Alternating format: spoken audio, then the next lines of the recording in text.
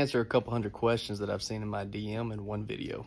What is the best arrow for my setup? Well, since about 98% of you guys are mainly shooting whitetail, I'll go ahead and answer that question for you. There is no best all around, everybody's gonna be happy with an arrow on the market, period. Hey kitty. That's why there's so many options. Because everybody likes something a little bit different between the quality of the arrow, the components that are available for it, and of course the price. I can absolutely promise these $137 Axis aren't going to kill a deer any deader than these $50 Outlaws over here. I know a lot of y'all are going to ask, well, why is that half dozen $137 and why is this half dozen $55? Well, let me tell you. You're paying for the straightness, you're paying for the diameter, and you're also paying for the components.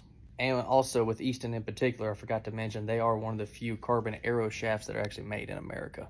And when I say components, a lot of y'all know them as inserts, but there's also what we call half outs and outserts, which they all do the same thing as what you screw your broadhead into. It's just a matter of if one weighs 12 grains, if one weighs 50 grains, if it's made of stainless steel, or if it's made of aluminum.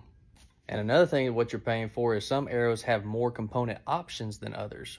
For example, these VAP TKOs I'm looking at right here, they come with a 50 grain shock insert is what they call it, but you can also get them in 75 and 95 grain.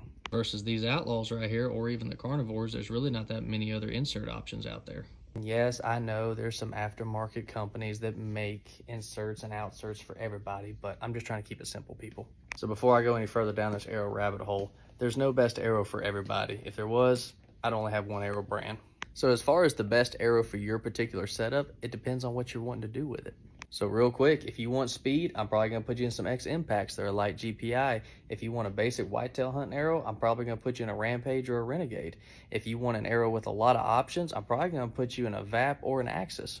That's why whenever people email me about arrow orders, I always ask them what they're hunting, what they expect out of their arrow, so that I can make sure I make the right suggestion, unless they already know what they want. Then, of course, I just give them that.